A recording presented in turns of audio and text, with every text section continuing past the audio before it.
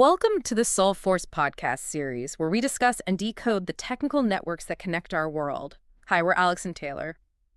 For today's deep dive, I want you to imagine, just for a second, trying to have a meaningful, ongoing conversation with someone who suffers from, severe cinematic amnesia. Oh, that sounds exhausting. Right. Like, every single time you take a breath, they just completely forget who you are, what you just said, and why you're even talking to them. Yeah, you'd never get anywhere. Exactly. And that exhausting, totally disconnected experience, that was actually the hard-coded architecture of the early internet. It really was. The original network had zero memory.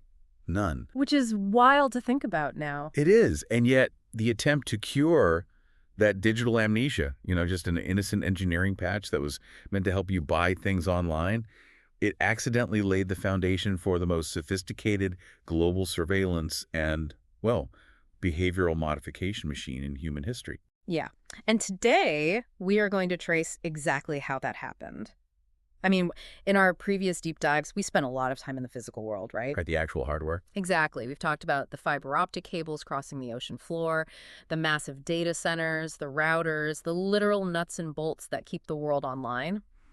But today, we are zooming out. Way out. We are elevating the discussion to look at the philosophical, the architectural, and frankly, the economic decisions that were layered on top of all those wires. Because, the physical infrastructure is just the highway.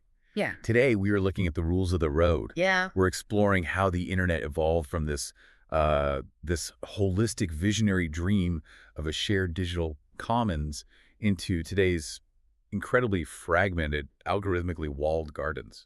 And I want to make a promise to you listening right now. If you've ever felt this bizarre contradiction, that you are holding a device connected to literally everyone on Earth, yet the modern digital experience feels intensely isolating or fragmented or even hostile. Which a lot of people feel, yeah. Absolutely. Well, we are going to give you the aha moment for why that is. We're going to pull back the curtain and show you that this feeling isn't a mistake, and it wasn't some technological inevitability. No, not all. It is the direct result of very specific compromises made decades ago.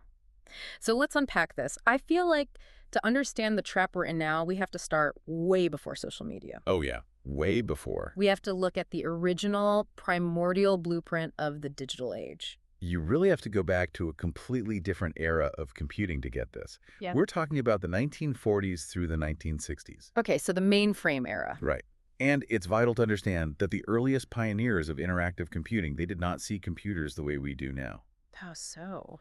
Well, they didn't view them as just incredibly fast calculators, and they certainly didn't view them as media consumption devices for watching videos. Right. They viewed them as active, symbiotic partners in human thought. Which is such a beautiful idea. Yeah. But it didn't just come out of nowhere, right? It came out of a crisis. A massive crisis. Specifically, the information overload generated during World War II. Okay. During the war, there was this American engineer named Vannevar Bush. He was the director of the U.S. Office of Scientific Research and Development. That sounds like a huge job. It was. In that role, he oversaw the work of thousands of scientists, developing everything from radar to medical treatments to the Manhattan Project. Wow. Yeah. So Bruce had a front row seat to the fact that humanity was suddenly generating complex scientific knowledge exponentially faster than it could physically organize, store, or retrieve it. I try to picture that from a purely physical standpoint. You have warehouses just full of paper, blueprints, research data, and the traditional methods of organizing all that information were fundamentally breaking down. Completely breaking down. Because up until that point, how did we organize knowledge? We used rigid, top-down hierarchies. Like a filing cabinet. Exactly. Think of a physical library and the Dewey Decimal System, or like a corporate organizational chart. You get a document and you have to decide, okay, does this go in the physics folder or the chemistry folder? You have to pick one. Right, you have to put it in one physical location. But what if the research belongs in both? What if the actual value of the document isn't the document itself, but its relationship to another seemingly unrelated piece of data? And that is the exact philosophical wall Vannevar Bush hit. He recognized a really profound epistemological problem. Which was? The human mind simply does not operate in rigid top-down hierarchies. It operates by association. Ah, okay. If you think about how your brain works right now, you don't retrieve memories by going down a mental alphabetized list. No, definitely not. Right. With one item in its grasp, Your brain instantly snaps to the next item suggested by an association of thoughts in this really fluid, nonlinear web. It's like smelling a specific brand of sunscreen and suddenly you're remembering a vacation from 10 years ago, which makes you think of the book you read on the beach, which makes you think of the author, and it's just this chain reaction. Exactly that. Bush wanted to build a machine that mimicked that biological reality. So in 1945, he wrote an essay in The Atlantic proposing a hypothetical device he called the Memex. The Memex. Yeah, it was essentially an electromechanical desk. But we have to visualize it to appreciate how wild this was for 1945. Okay, paint the picture for us. Imagine a large, elegant mahogany desk. On top of it are two glowing, slanted screens and a physical keyboard right alongside these heavy physical levers. Okay. And inside the desk is a massive, intricate system of rapidly spinning spools of microfilm and photocells. It sounds incredibly steampunk, like something out of a retro-futuristic sci-fi movie.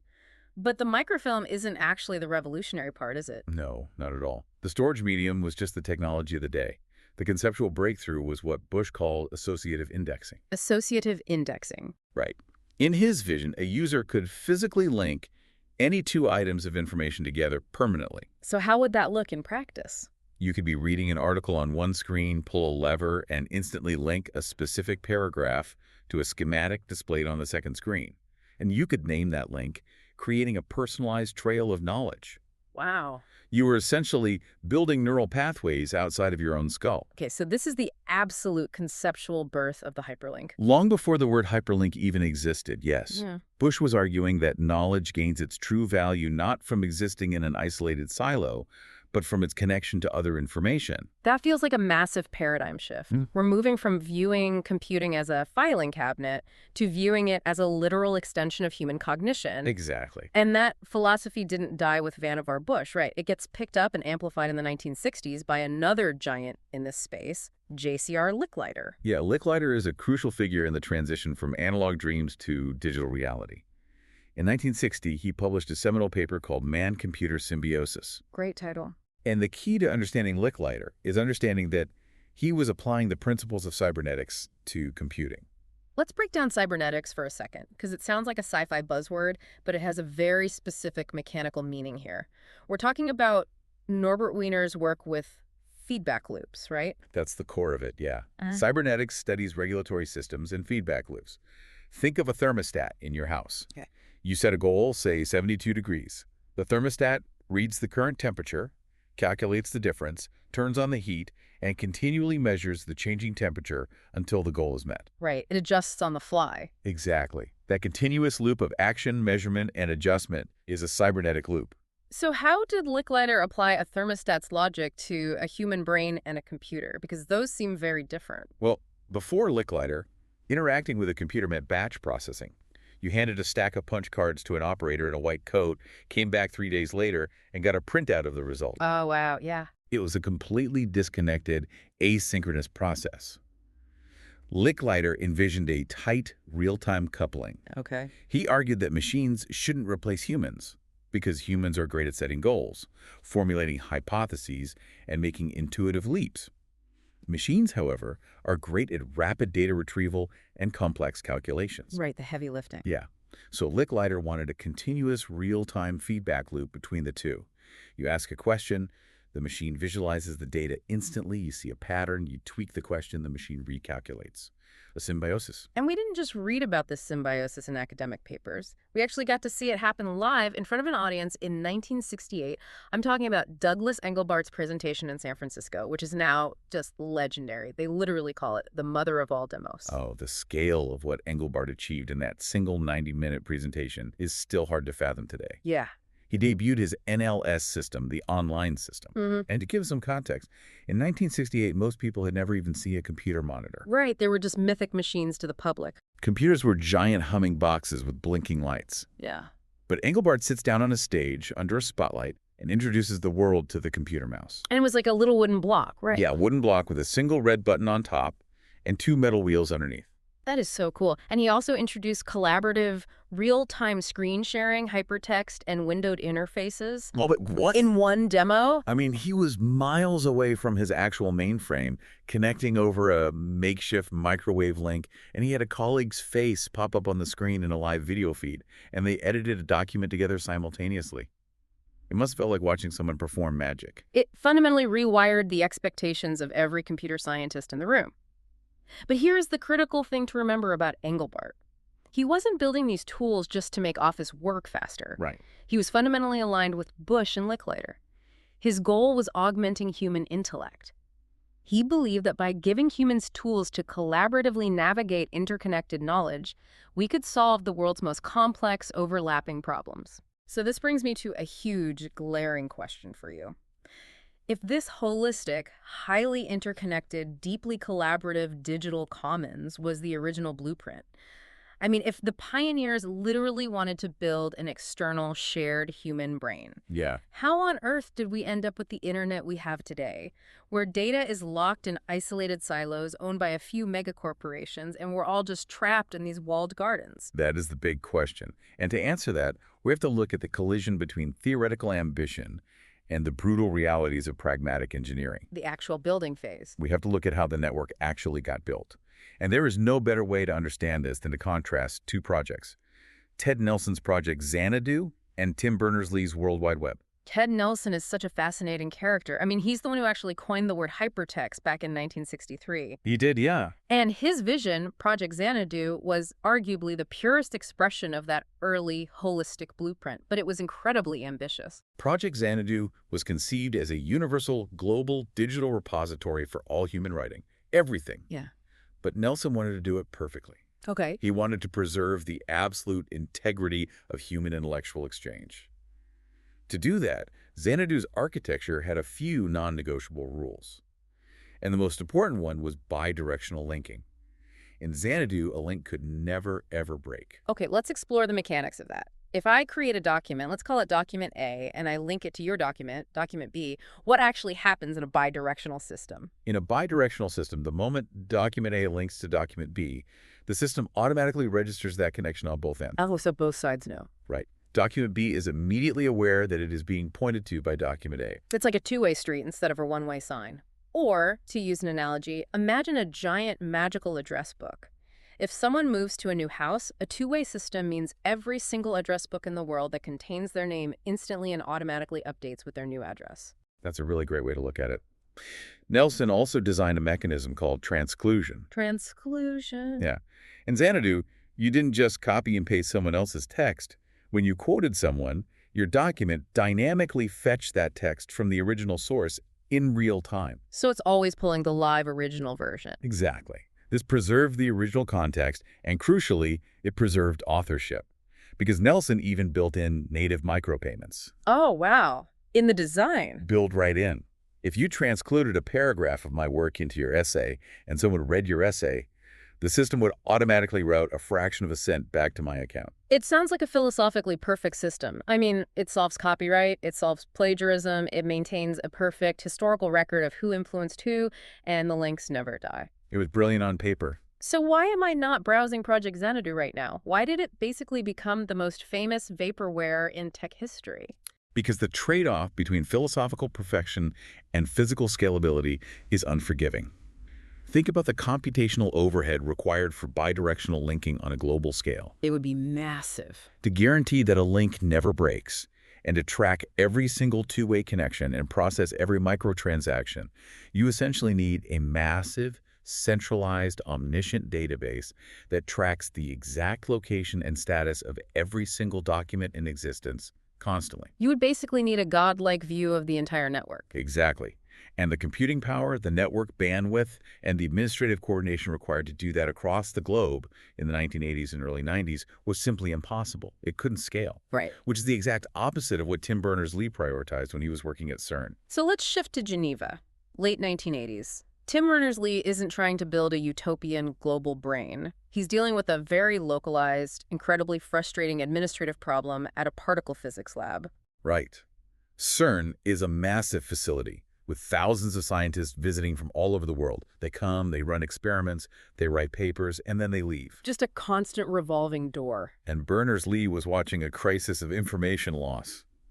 A scientist would leave, take their floppy disks with them, or leave data on an incompatible mainframe, and the institutional memory of the lab was just evaporating. They're just losing the science. Constantly. He needed a way to link documents across different computers, different operating systems, and different networks instantly.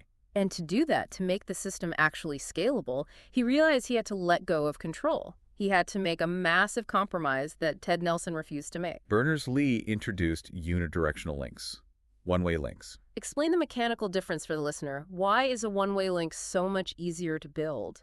Well, think about the address book analogy you used. If I want to link to your website using a unidirectional link, I just write your URL into my HTML code. I don't need to notify you. I don't need a central authority's permission. Your server doesn't even know I'm doing it. Exactly. Your server has absolutely no idea that I am linking to it. Which means there is zero coordination required. I can just point at you. But the massive downside is, what happens if you delete your website?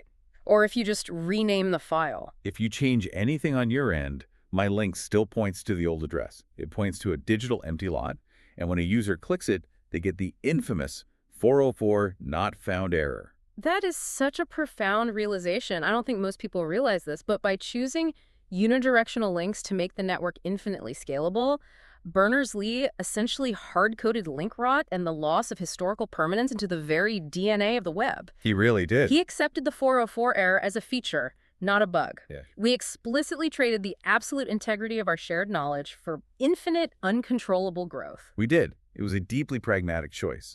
Berners-Lee's architecture reflected the broader philosophy of the Internet's underlying protocols, which was to keep the core network as simple and dumb as possible and push all the complexity to the edges. By removing the need for a central registry, the World Wide Web could grow organically, like a sprawling fungus, rather than a carefully planned garden. So unidirectional linking allowed the web to scale technically, but having the technical capacity to scale isn't the whole battle. There was a critical legal and economic decision that had to happen to prevent this new web from just becoming a corporate toll booth system. This is a pivotal moment in digital history. In the early 1990s, the World Wide Web was not a guaranteed success. It had serious competition. Really? Like what? The biggest threat to the web was a different protocol called Gopher, developed at the University of Minnesota. Oh, I remember hearing about Gopher. For a brief window, it was actually winning, right? Because unlike the chaotic early web, Gopher was highly organized, it was a hierarchical directory system, it was clean, it was entirely text-based, and it was fast. It was very popular, especially in academia. But in early 1993, the University of Minnesota made a fateful business decision.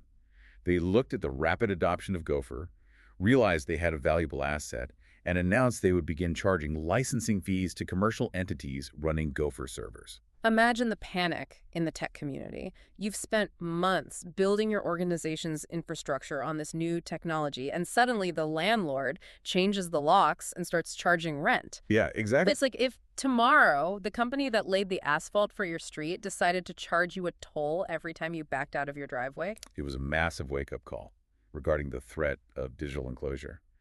Had CERN taken the same route with the web, if they had decided to patent HTML and HTTP and charge a fraction of a cent for every server spin of the internet as we know it would not exist? What would it look like? It would have fractured instantly into a dozen incompatible rent-seeking networks owned by different telecoms and universities. But Berners-Lee saw the danger. He and his colleague, Robert Kallio, lobbied CERN management aggressively. They argued that for the web to become a universal standard, it had to be completely free. And remarkably, CERN agreed. Wow.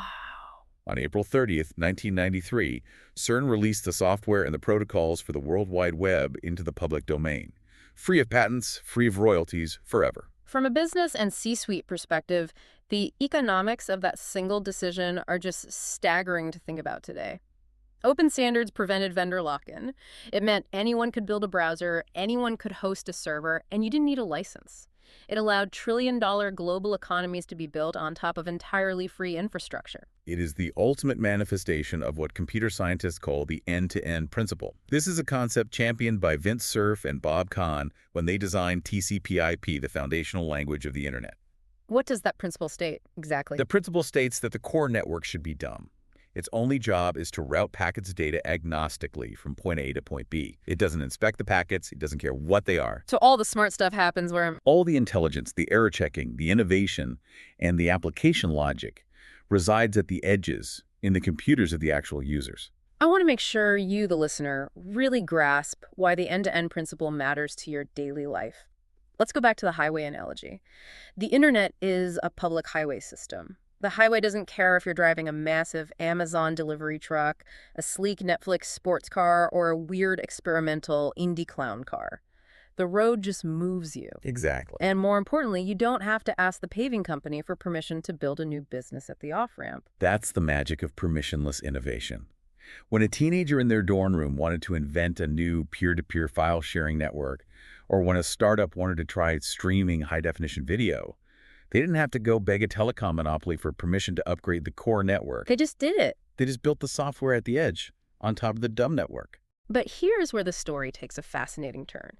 Because even as this free, open, permissionless web was being born and flourishing, massive corporate entities were simultaneously building luxurious, closed-off digital resorts designed to trap consumers. We are talking about the very first digital silos, the walled gardens of the dial-up era. If you were coming online in the early to mid-90s, you probably weren't jumping straight into the raw World Wide Web. You were subscribing to a consumer ISP, or a proprietary online service provider. All right. We're talking about CompuServe, Prodigy, and the undisputed giant of the era, America Online, AOL. AOL.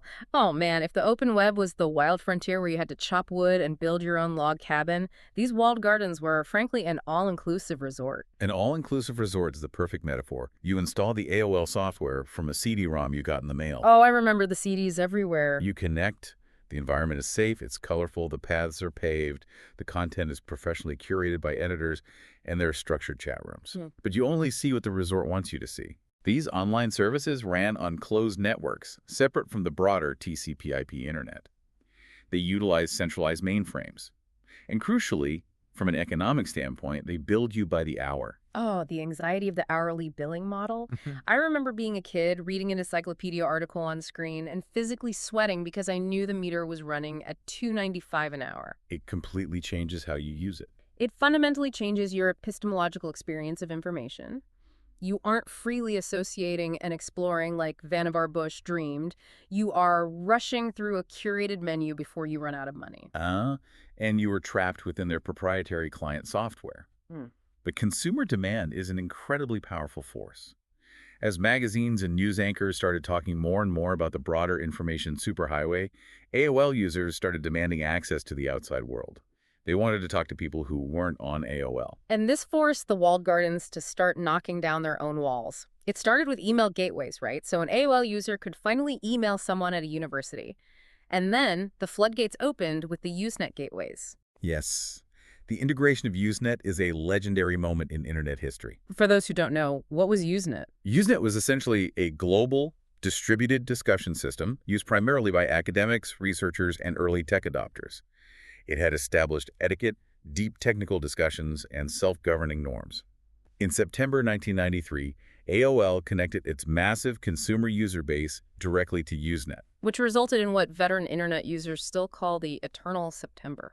It was a profound culture clash. Previously, new users arrived at universities in September, and it took about a month for them to learn the etiquette and assimilate. But when AOL opened its gateway, millions of unacculturated users flooded in continuously. The old norms just collapsed. Entirely. It was the first massive demonstration of what happens when a highly structured community is suddenly overwhelmed by scale. But the final nail in the coffin for the pure walled garden was the web browser itself.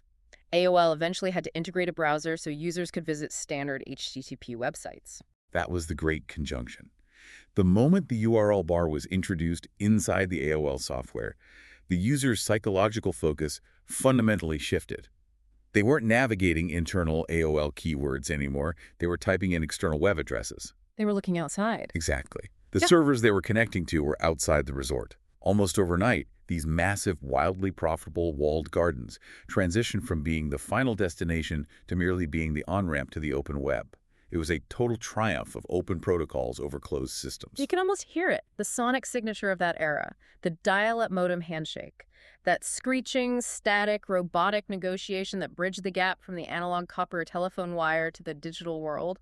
And suddenly you were out of the safe, curated magazine experience of AOL, and you were staring at the raw, text-heavy wilderness of the early open web. But as millions of users flooded out of those walled gardens into the open wilderness, commercial entities realized they had a massive new problem. The open web was entirely anonymous, and it was entirely forgetful. The amnesia we talked about. Right. If companies were going to build sustainable businesses, specifically e-commerce, out in this wilderness, they needed a way to track users across a network that was designed to have amnesia. So wait, if the early web had amnesia and forgot me every time I clicked a link, how did a company like Amazon ever manage to sell its first book? The whole system should have collapsed the moment I tried to move from the book page to the checkout page. This brings us to one of the most consequential engineering patches in human history. To understand it, we have to look at the mechanical architecture of HTTP, the Hypertext Transfer Protocol. As we discussed earlier, Berners-Lee designed HTTP to be stateless. Break down stateless for us. What does it actually mean for my computer when I type in a web address? It means that every single interaction is an isolated event. You type in a URL, your browser sends a request to a server in another country. The server receives the request, packages up the HTML file, sends it back to you, and then it completely severs the connection and forgets you ever existed. Wow, so I'm just gone. Poof. If you click a second link on that exact same website 5 seconds later, the server treats you as a brand new, unrecognized stranger. Which, again, is brilliant if you are a CERN scientist reading a static physics paper. It saves server memory. But it is an absolute nightmare if you are trying to build an online store. Exactly. Walk through the mechanics of buying something. You're on page 1 and you click Add to Cart for a sweater. The server records that action. But then you click a link to go to page 2, the checkout screen. Okay. Because HTTP is stateless, the server forgets who you are during the transition. You arrive at the checkout page, and your cart is completely empty. The server doesn't know you were the same person who just added the sweater. So how did they fix it? In 1994, a 23-year-old engineer named Lou Montulli was working at Netscape, the company building the first major commercial web browser.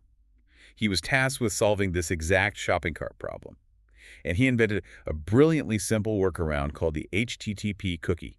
Okay, how does a cookie actually work mechanically? I think we all click accept on them, but we don't know what they do. Well, instead of forcing the server to remember millions of users, Montulli pushed the memory to the edge, to the user's computer. When you visit a website, the server sends a tiny, seemingly random text file, a cookie, down to your browser. Your browser stores it on your hard drive. Got it. Now, every time you click a new page on that specific website, your browser automatically hands that cookie back to the server. It acts like a digital wristband. You walk into a club, they put a wristband on you, and every time you go to the bar, you just flash the wristband so they know you're already verified. Precisely. It gave the web state. It allowed you to remain logged in. It allowed shopping carts to work. It allowed preferences to be saved. It transformed the web from a static digital library into a dynamic, interactive marketplace. But there's a massive dark side to this, isn't there? Because a tool explicitly designed just to help me buy a sweater became the foundational technology for global surveillance capitalism. How did an innocent first-party cookie mutate into this massive tracking apparatus? The vulnerability was in how web pages are assembled. When you load a modern news article, you aren't just loading text and images from that specific news publisher server. The web page contains invisible windows, like one-by-one invisible tracking pixels or iframe banner ads that pull content from dozens of other companies, specifically ad networks.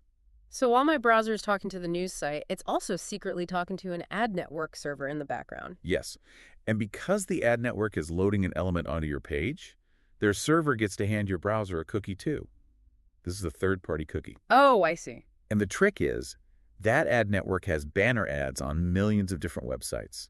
So whether you go to a sports blog, a cooking site, or a medical forum, the ad network recognizes its own cookie on your machine. It's like letting a stranger slip a GPS tracker into your pocket while you're reading a newspaper in public, and then that stranger just quietly logs every single store you visit for the rest of your life. It allowed third-party ad networks to build incredibly detailed cross-site behavioral profiles of users without their explicit knowledge.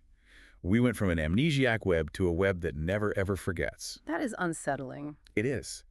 And this ability to track users flawlessly laid the architectural groundwork for the next massive paradigm shift, the shift to Web 2.0 and the algorithmic enclosure. Let's define Web 2.0 because it's a term that gets thrown around a lot. What actually separates the early web we've been talking about from the Web 2.0 era that birthed social media? The transition to Web 2.0 was marked by a shift from static read-only pages to dynamic participatory media. In Web 1.0, if you wanted to see if someone left a new comment on a forum, you had to physically hit the refresh button to reload the entire HTML page. Right. It was like requesting a brand new physical book from the librarian just to read the next sentence. Exactly. But in the early 2000s, engineers started utilizing a suite of technologies broadly referred to as AJAX, asynchronous JavaScript, and XML. Explain AJAX mechanically. What did it allow the browser to do? AJAX allowed your web browser to whisper to the server in the background, continuously. It could ask the server for just a tiny specific piece of new data, like a new comment or a new like, and inject it seamlessly into the page you were currently looking at, without ever requiring a full page reload. So this is what gives us the modern, infinite, smooth feel of the web. This is the technology that makes the infinite scroll physically possible. Yes, it made the web feel like a desktop application, and simultaneously the culture shifted. Instead of webmasters publishing content, users became the creators. We saw the rise of the social graph, mapping the connections between people, from early experiments like Friendster and MySpace to the behemoth of Facebook. We also saw the rise of folksonomies. Folksonomies, that's a great word, like a taxonomy, but for folks. Exactly. Instead of a professional librarian categorizing the web using a rigid hierarchy, everyday users categorize the web themselves using tags.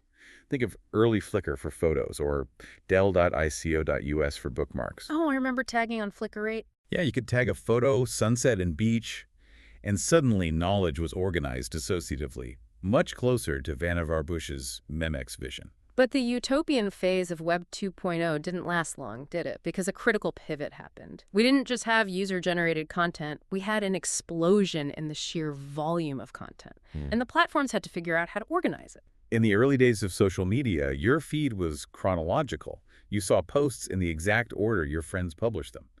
But as the network grew, a chronological feed became overwhelming. It was just a fire hose. Users were missing things. So the platform shifted from chronological sorting to algorithmic curation. They deployed incredibly sophisticated recommendation engines and collaborative filtering. And this is where we have to talk about the business model. Because to understand why the algorithms are built the way they are, you have to understand what the platforms are actually selling. They weren't charging an hourly access fee like AOL did in 1995.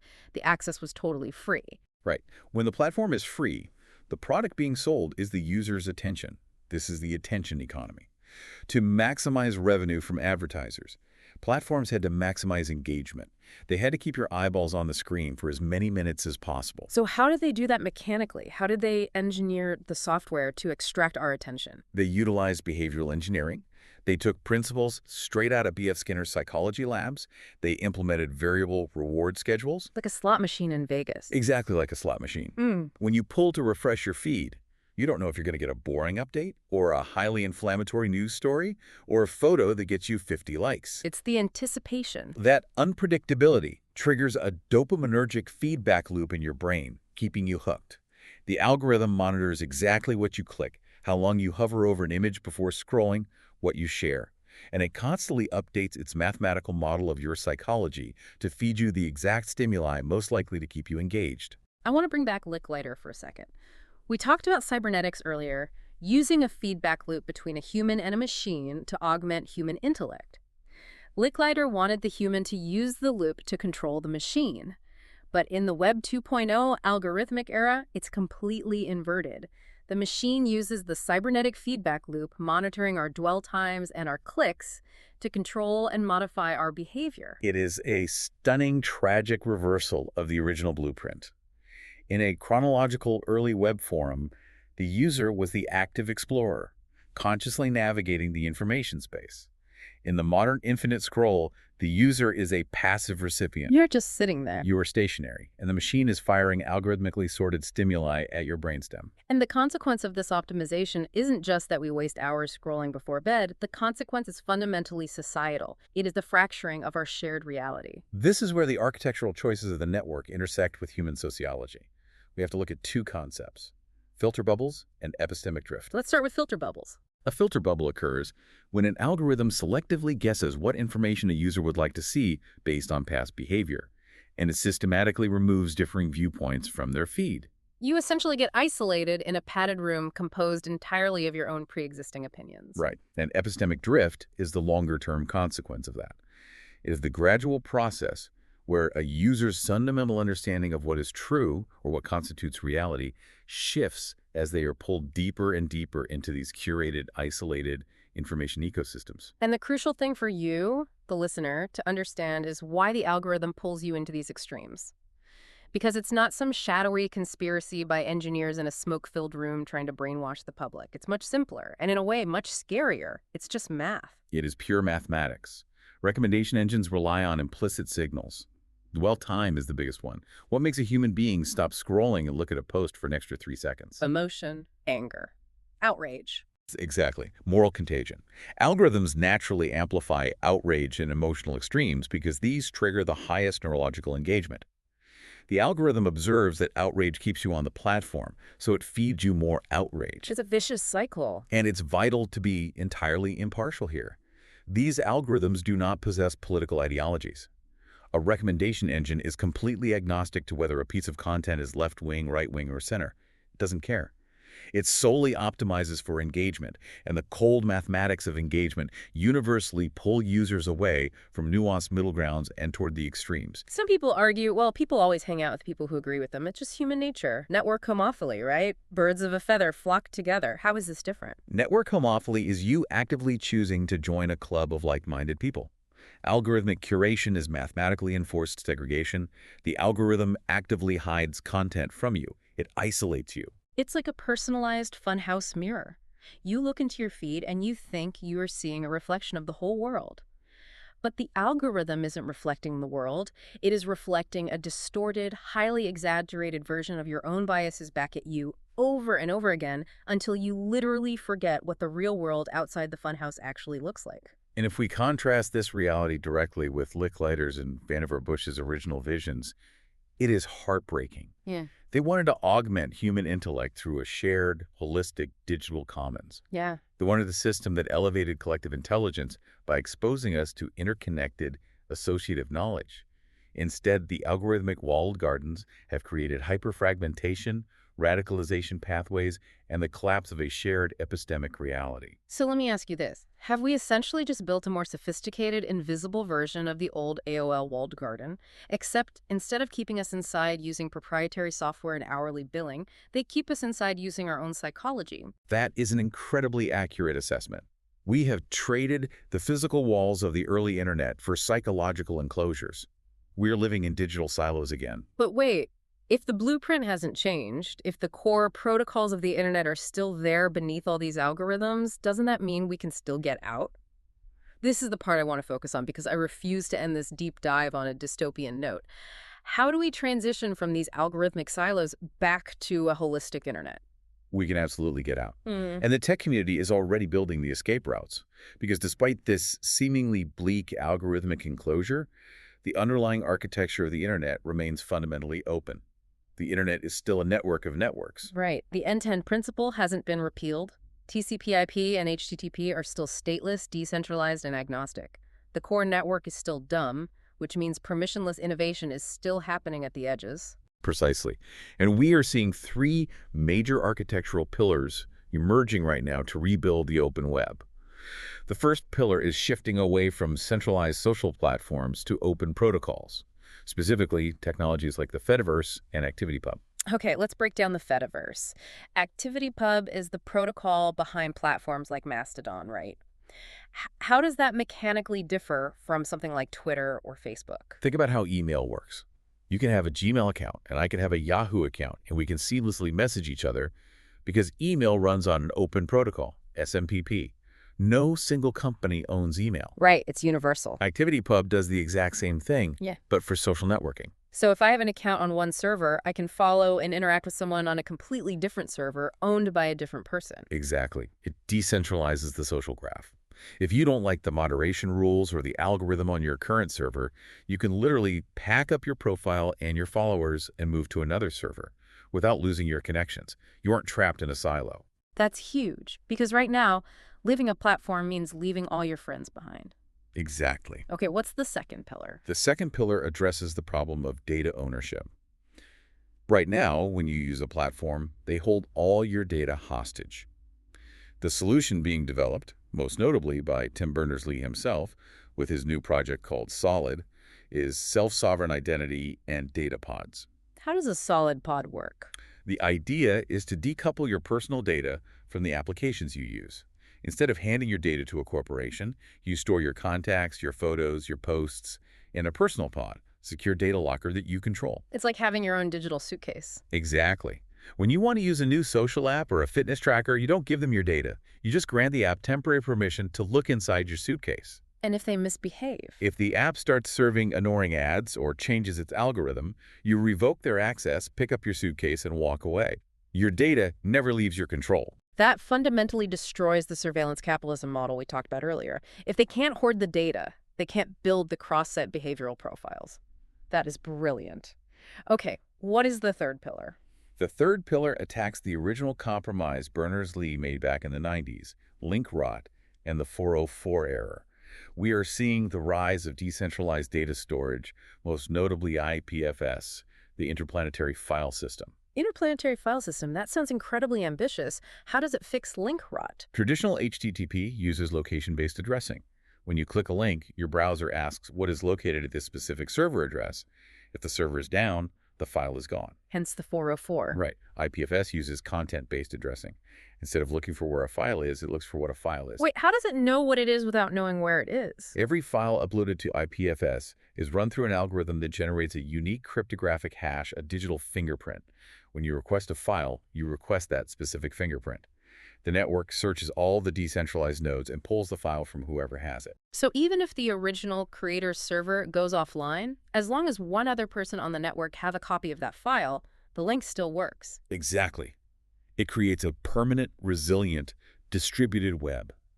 It brings us much closer to Ted Nelson's original dream for Project Xanadu, a web where historical records can't be easily erased by a single point of failure. Which means we actually have the technological tools to rebuild the holistic associative digital commons that Vannevar envisioned in 1945.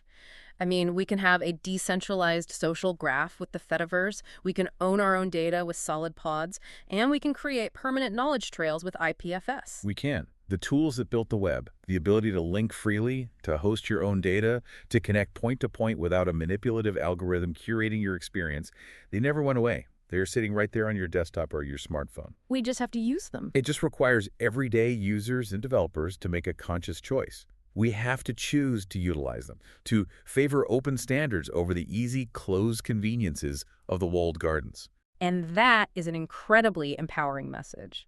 The internet doesn't belong to the platforms. It belongs to the protocols.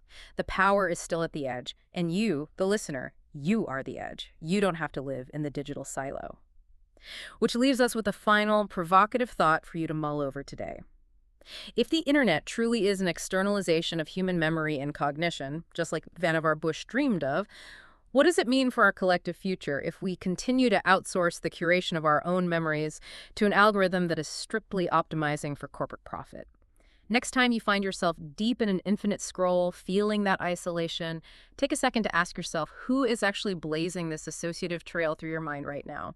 Is it you or the machine? That is the defining question we all have to answer as we navigate the modern network. Thank you so much for joining us on this deep dive. Keep questioning the algorithms, and we'll see you next time as we continue to decode the networks that connect our world.